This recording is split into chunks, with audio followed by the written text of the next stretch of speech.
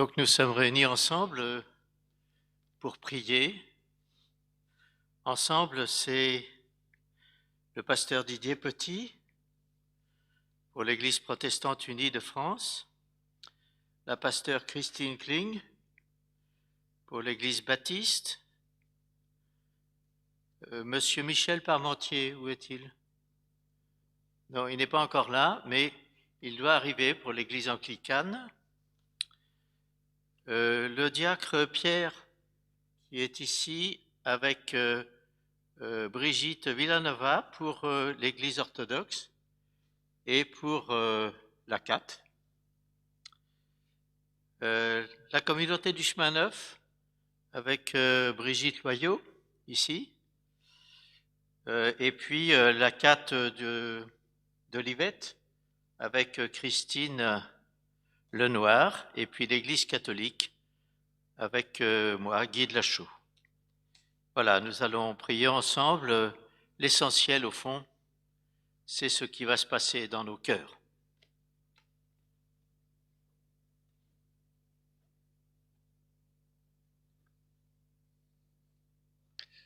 Je vous invite à chanter le tout premier chant qui s'intitule « Ô Jésus, tu nous appelles ».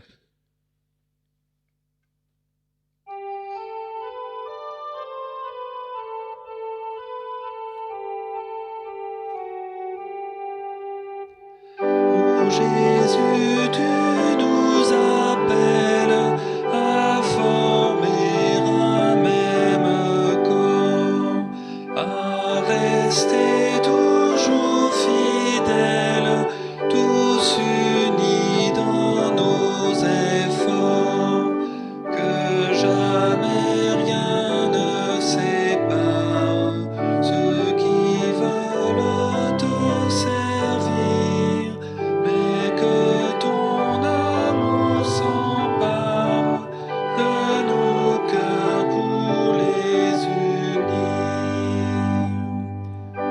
Ô Jésus, c'est ton sang même qui scelle à notre unité.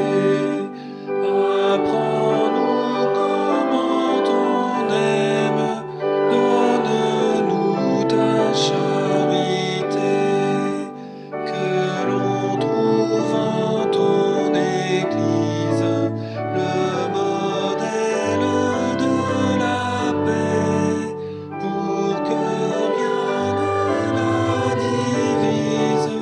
Rends-nous frères pour jamais. Jésus, prions le Père pour tout ce qu'il t'a donné. Tu rassembles sur la terre un seul peuple racheté. Nous qui te prenons pour maître, en témoins obéissants, en aimant faisons paraître que nous sommes tes enfants.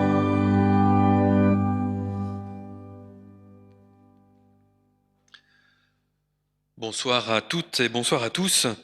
Nous sommes effectivement réunis pour manifester une unité déjà accomplie avant nous par le Christ. L'histoire, nous le savons, a apporté son lot de divisions, mais le Christ nous précède et récapitule toute l'histoire du monde. Notre unité est donc acquise, il nous reste à la manifester entre nous et en dehors de nos églises par notre témoignage commun. Je vous invite à la prière. Seigneur, nous nous découvrons devant toi si maladroits pour te parler. Accueille-nous et pose des mots nouveaux dans nos bouches. Seigneur, nous nous découvrons devant toi silencieux ou bavards. Accueille-nous et deviens parole sobre et vivante entre nous. Seigneur, nous nous découvrons devant toi pleins de nous et pauvres des autres. Accueille-nous à cause de ton Fils, Jésus-Christ. Amen.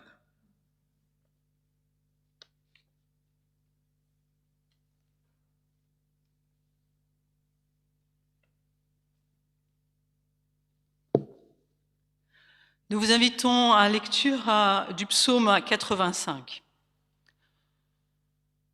Tu as montré ton amour pour ton pays, Seigneur. Tu as fait revenir les captifs de Jacob. Tu as enlevé la faute de ton peuple. Tu as couvert tout son péché. Tu as mis fin à ton apportement. Tu es revenu de ton ardente colère.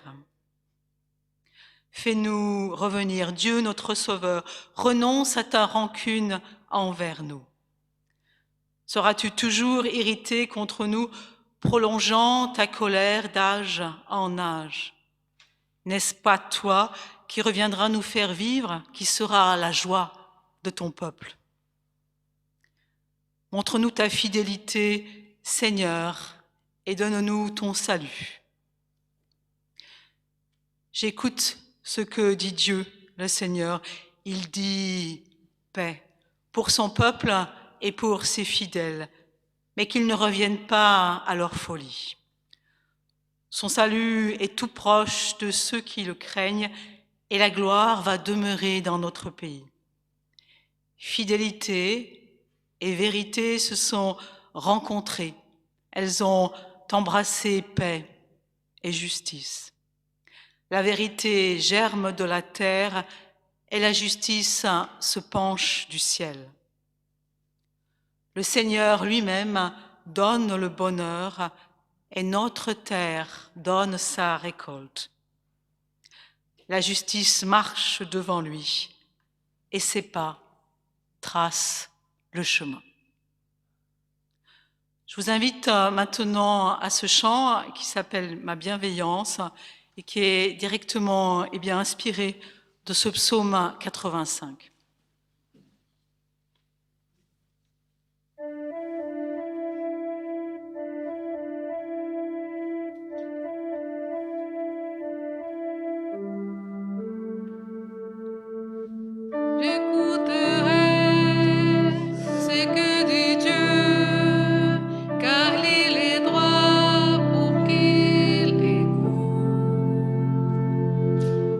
Sa paix divine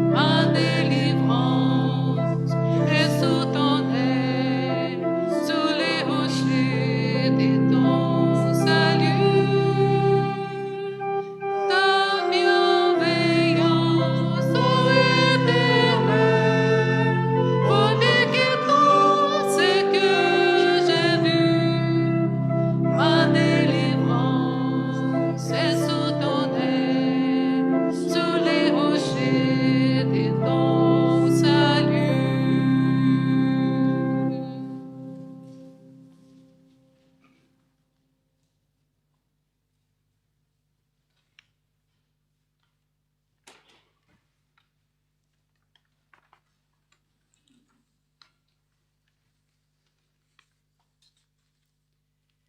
Lecture de Saint Jean, chapitre 15.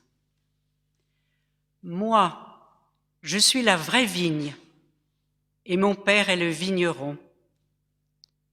Il enlève tout sarment qui, uni à moi, ne porte pas de fruits, mais il taille, il purifie chaque sarment qui porte du fruit, afin qu'il en porte encore plus. Vous êtes déjà purs grâce à la parole que je vous ai dite.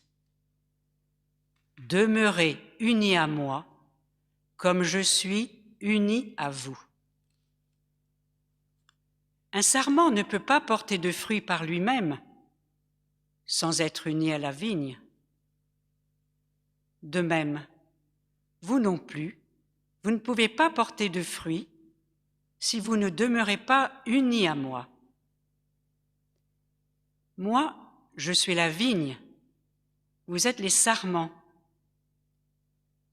La personne qui demeure unie à moi et à qui je suis uni porte beaucoup de fruits, car sans moi, vous ne pouvez rien faire.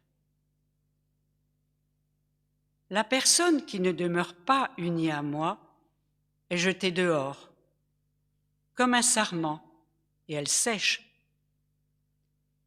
Les sarments secs, on les ramasse, on les jette au feu et ils brûlent.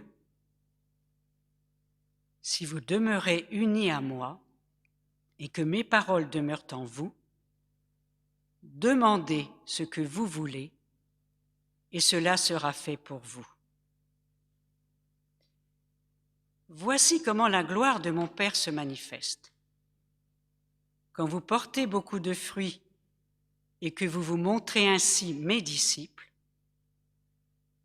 tout comme le Père m'a aimé, je vous ai aimé. Demeurez dans mon amour. Si vous obéissez à mes commandements, vous demeurerez dans mon amour, tout comme j'ai obéi aux commandements de mon Père et que je demeure dans son amour. Je vous ai dit cela afin que ma joie soit en vous et que votre joie soit complète. Voici mon commandement. Aimez-vous les uns les autres comme je vous ai aimés. Il n'y a pas de plus grand amour que de donner sa vie pour ses amis. Vous êtes mes amis si vous faites ce que je vous commande. Je ne vous appelle plus serviteur parce qu'un serviteur ne sait pas ce que fait son maître. Je vous appelle ami parce que je vous ai fait connaître tout ce que j'ai appris de mon Père. Ce n'est pas vous qui m'avez choisi, c'est moi qui vous ai choisi. Je vous ai donné une mission afin que vous alliez, que vous portiez du fruit et que votre fruit demeure. Alors, le Père vous donnera tout ce que vous lui demanderez en mon nom. Ce que je vous commande donc, c'est de vous aimer les uns les autres.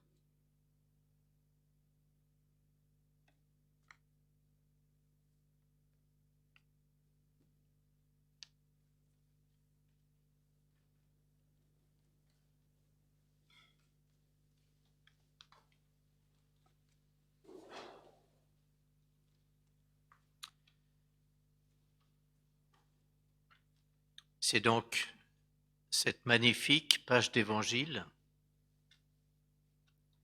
qui nous réunit ce soir et qui nous dit pour cette année la route que Jésus nous propose de suivre pour avancer sur les chemins de l'unité entre nos différentes églises et nos différents groupes. Moi, je suis la vraie vigne, nous dit le Christ. C'est une évidence. Mais quelquefois, dans la pratique, nous pourrions avoir tendance à nous prendre pour la vraie vigne. Chaque fois que, dans notre Église, nous nous renfermons sur notre vérité, chaque fois que nous nous renfermons sur notre manière de vivre du Christ, sur notre certitude d'emprunter le bon chemin à la suite du Christ, sous-entendu alors que les autres se fourvoient, eh bien il faut reconnaître que cela correspond à se prendre pour la vraie vigne. D'ailleurs, ce n'est pas nouveau. Du temps de la première Église, saint Paul notait dans sa lettre aux Corinthiens la même tentation. Et il disait, il m'a été rapporté à votre sujet, mes frères, qu'il y a entre vous des rivalités. Je m'explique. Chacun de vous prend parti en disant « moi j'appartiens à Paul » ou bien « moi j'appartiens à Apollos » ou bien encore « moi j'appartiens à Pierre » ou bien « moi j'appartiens au Christ ». Le Christ est-il donc divisé ? Est-ce Paul qui a été crucifié pour vous ? Est-ce au nom de Paul que vous avez été baptisés ? Eh bien, toute proportion gardée, n'est-ce pas un peu cela que nous vivons chaque fois que nous absolutisons notre manière d'être disciples du Christ ? Moi, je suis la vraie vigne, dit Jésus, et mon Père est le vigneron. Il nous est bon, en ce jour, de nous réentendre dire que c'est bien le même Père qui est notre vigneron à tous, et le même Christ qui est notre vigne. Nous n'en sommes que les sarments. Et le propre du sarment, c'est de demeurer uni à la vigne pour en recevoir la vie, sinon il meurt. Et c'est bien le défi qui est lancé à chacune de nos églises, d'être vraiment unis à la vigne. Et pour cela, nous dit l'Évangile, de nous laisser émonder par le Christ. Lui qui purifie chaque sarment, nous dit l'Évangile, il purifie chaque sarment qui porte du fruit, afin qu'il en porte encore plus. Oui, dans chacune de nos églises, le sarment que nous sommes a besoin d'être purifié, d'être taillé pour porter du fruit.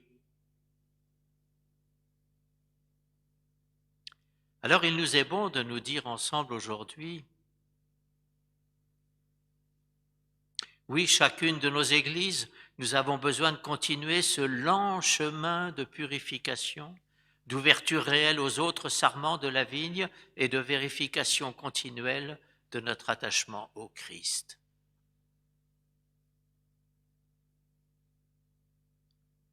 Mais nous avons besoin aussi de nous redire que la vigne n'est pas faite d'un seul sarment, mais elle est faite de plusieurs. Et donc, d'accueillir la diversité de nos approches, la diversité de nos adhésions à la bonne nouvelle, non comme une difficulté, mais comme une richesse à accueillir. Car le Christ nous ouvre non à l'uniformité, mais à l'harmonie de nos diversités. Et le secret sur ce chemin réside principalement non pas dans nos efforts pour faire l'unité, même s'ils sont importants, mais dans notre désir de demeurer unis au Christ. Demeurez unis à moi comme je suis uni à vous. Qu'il soit en permanence uni à nous, c'est une certitude, mais qui reste peut-être très souvent intellectuelle. Oui, vivre ce mystère de l'union profonde du Christ avec chacun d'entre nous, avec chacune de nos églises, c'est accueillir sa présence comme une source féconde. Combien de fois dans l'évangile de Jean, il répète qu'il demeure en nous et il nous invite à faire de même, à demeurer en lui, c'est-à-dire à lui apporter notre vie, à lui apporter notre être, nos soucis, nos entreprises, tout ce qui fait notre quotidien et donc aussi nos échecs et nos angoisses, pourquoi pas. C'est nous qu'il désire,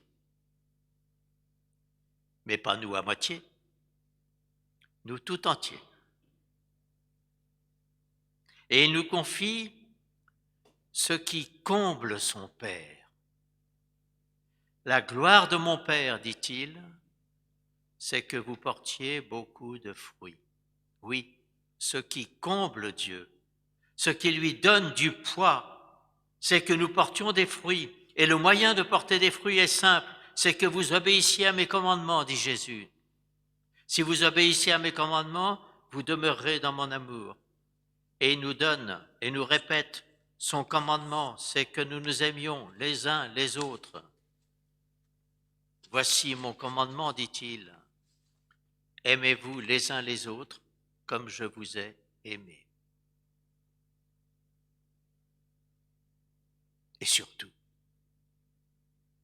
ne pensons pas que nous ne sommes pas capables de le vivre, car, nous dit encore l'Évangile, nous avons été choisis pour cela. Ce n'est pas vous qui m'avez choisi, c'est moi qui vous ai choisi. Je vous ai donné une mission afin que vous alliez, que vous portiez du fruit et que votre fruit demeure. Et donc, ne tournons pas autour du pot. C'est sur nous qui sommes là que repose cette mission. C'est à nous de porter du fruit. Pas un fruit éphémère qui pourrit au bout de quelques jours, mais un fruit qui demeure. Gardons dans notre tête et dans notre cœur cette phrase qui ponctue cette semaine de l'unité des chrétiens, « Demeurez dans mon amour et vous porterez du fruit en abondance. »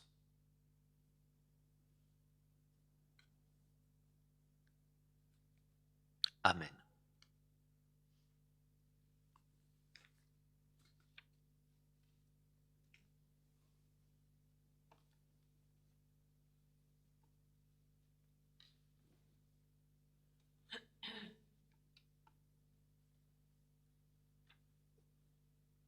Comme un souffle fragile.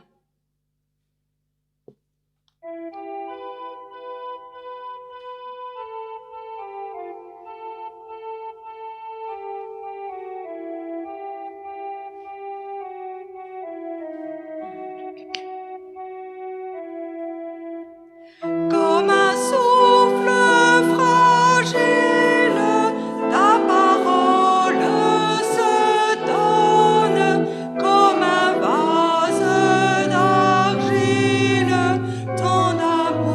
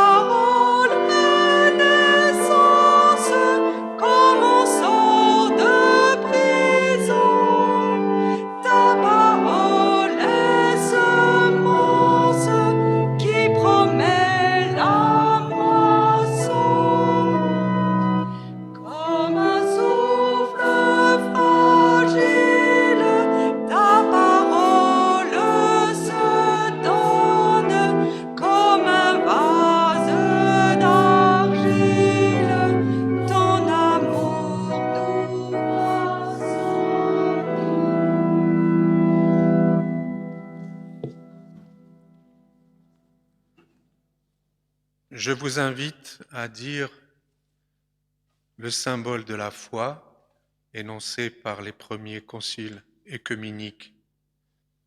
Je crois en un seul Dieu, le Père Tout-Puissant, Créateur du ciel et de la terre, de tous les êtres visibles et invisibles.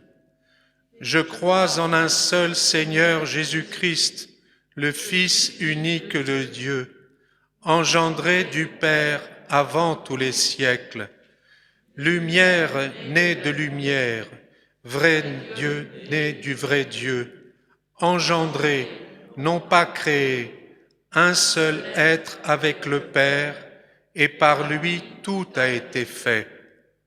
Pour nous les hommes et pour notre salut, il est descendu des cieux, il s'est incarné du Saint-Esprit et de la Vierge Marie et s'est fait homme. Crucifié pour nous sous Ponce Pilate, il a souffert la passion, il a été mis au tombeau. Il est ressuscité le troisième jour, selon les Écritures. Il est monté aux cieux, il siège à la droite du Père. Il reviendra dans la gloire pour juger les vivants et les morts, et son règne n'aura pas de fin. Je crois en l'Esprit Saint, qui est Seigneur et qui donne la vie. Du Père, il tient son origine. Avec le Père et le Fils, il reçoit même adoration et même gloire. Il a parlé par les prophètes. Je crois en l'Église une et sainte, à sa catholicité et à son apostolicité. Je confesse un seul baptême pour la rémission des péchés. J'attends la résurrection des morts et la vie du monde à venir. Amen.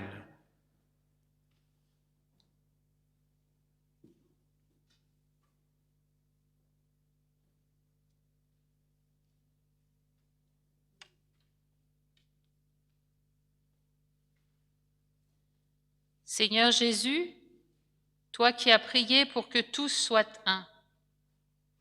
Cette prière, c'est celle de Jésus, mais nous pouvons aussi chacun la dire à notre façon. À la veille de sa passion, autour de Jésus, tout s'effondre. Chacun va partir de son côté. Et Jésus, à ce moment, vient habiter nos failles. Il entre en prière.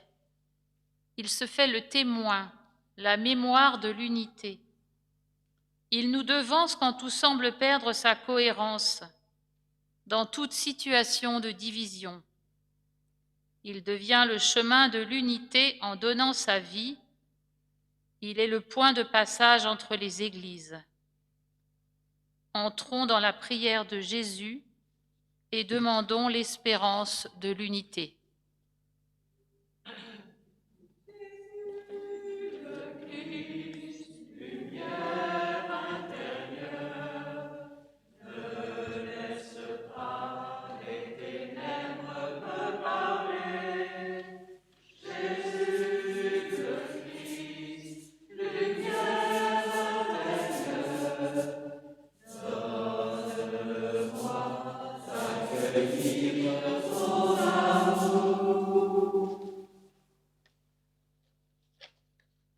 Heureux les artisans de paix, car ils seront appelés fils et filles de Dieu.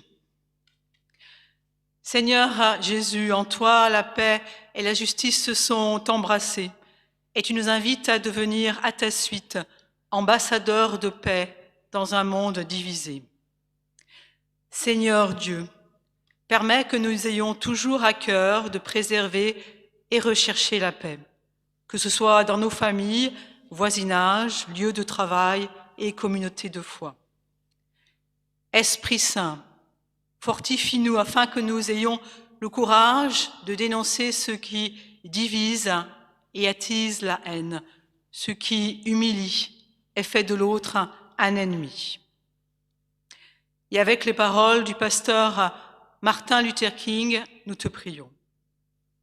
Notre Père, Donne-nous la force d'aimer. Garde-nous en parfaite paix. Aide-nous à marcher ensemble, à chanter et à vivre ensemble jusqu'au jour où tous les enfants de Dieu, noirs, blancs, rouges et jaunes, se réjouiront en une seule humanité commune dans le royaume de notre Seigneur Jésus-Christ. Amen. Jésus.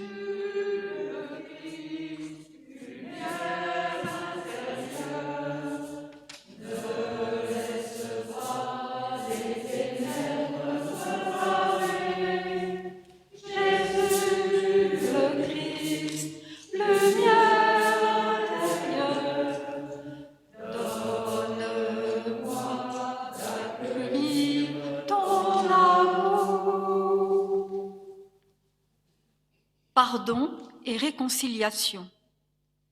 Esprit Saint, toi qui es le consolateur, ouvre notre cœur au pardon et à la réconciliation et fais-nous revenir de nos errances. Nous te demandons pardon de célébrer les uns à côté des autres, sans lien véritable entre nous, et de n'être ensemble que pour les occasions ponctuelles. Donne-nous de désirer la réconciliation qui ne passera que par des actions communes.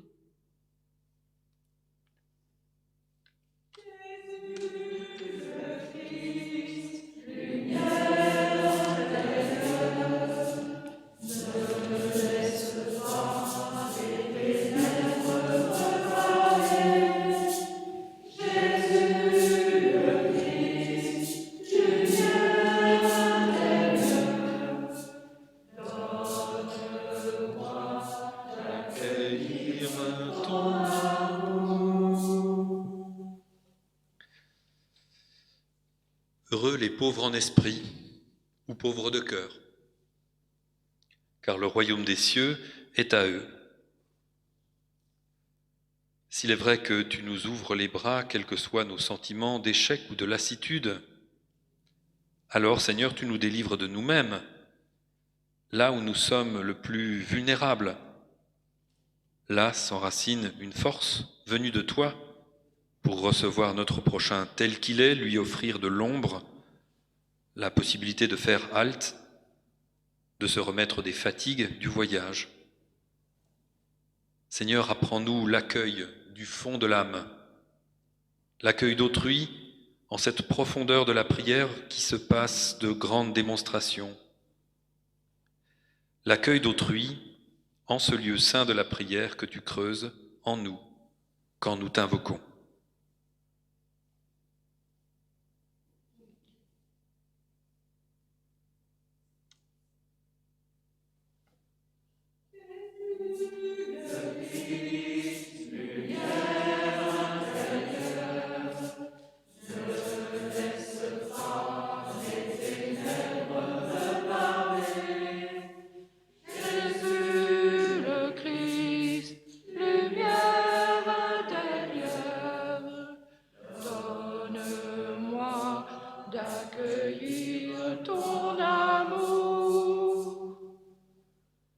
Persécution, la 4.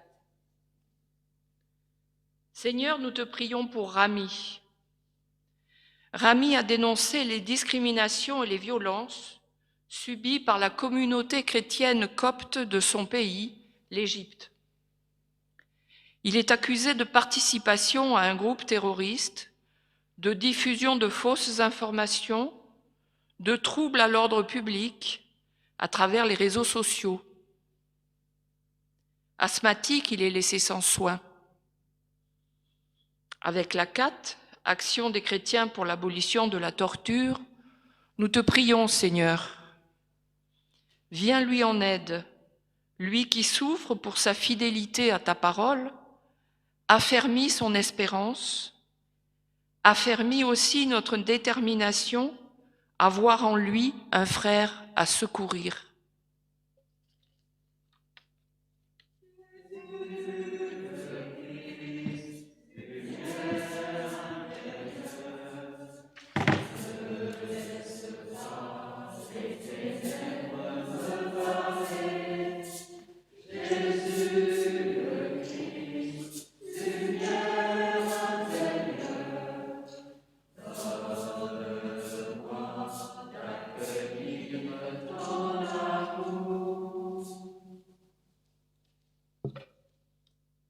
Seigneur Jésus, toi qui es le Fils du Dieu vivant et qui par ton incarnation est devenu le frère des hommes, nous savons, parce que tu nous l'as dit, que tu es ici, au milieu de nous, car c'est en ton nom que nous sommes réunis. Apprends-nous à nous occuper de l'homme, notre frère, plus que de notre propre salut. Nous te supplions d'envoyer ta paix et de manifester ton amour à ceux qui souffrent ou qui sont dans le désespoir. Donne à tous ceux qui sont ici de croire que c'est toi, notre paix, notre espérance. C'est toi, le lever du soleil qui éclaire tout homme. Frères et sœurs, réunis en une même communauté chrétienne, tous enfants de Dieu, partageons un geste de paix.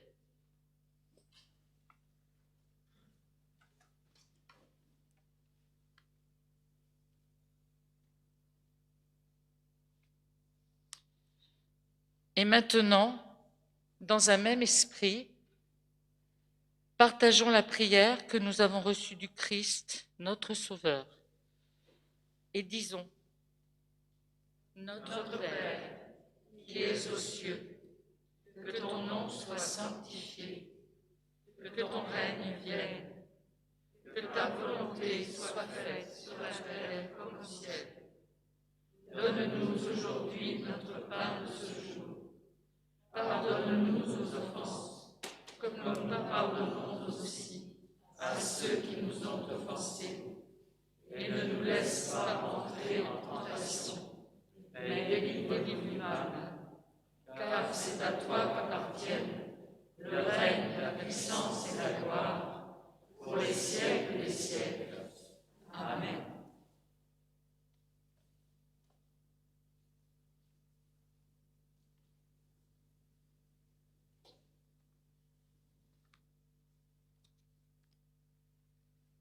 Et nous allons terminer cette célébration en prononçant tous ensemble la bénédiction qui vous est proposée.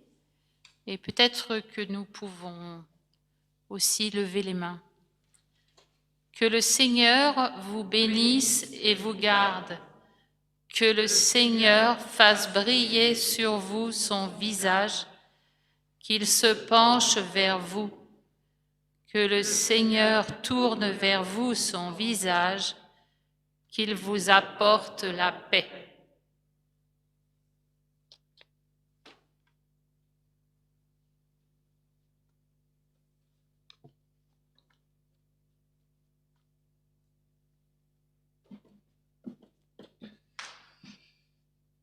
Et nous terminons avec le chant « Nous marchons vers l'unité », les 3 strophes.